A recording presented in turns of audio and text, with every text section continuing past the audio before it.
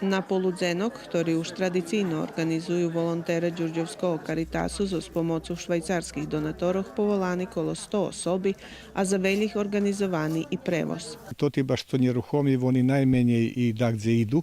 Ta sme še podovorjali tak, že da še napravi spiski, da še napravia ta máme takih otprilike kolo 15 ľudzov, ktorých sme še obovjazali, že ih privežeme na tot poludzenok i že ih odnješeme domu. Baš rijetko ja idem. Nemam ani pajtaški taki da še možeme zavijati nadružiti, a već kad nadumam ta priđem kad nje, već nje idem, to tako. A evo nješka ste prišli, co za vas znači to?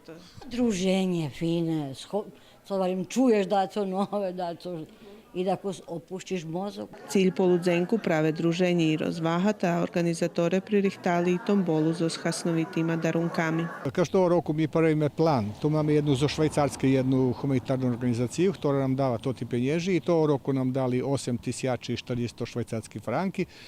To sme podzeljeli na 12 zmešaci, podzeljeli sme na 35 osobi, otprilike 35 osobi dzeljíme vše.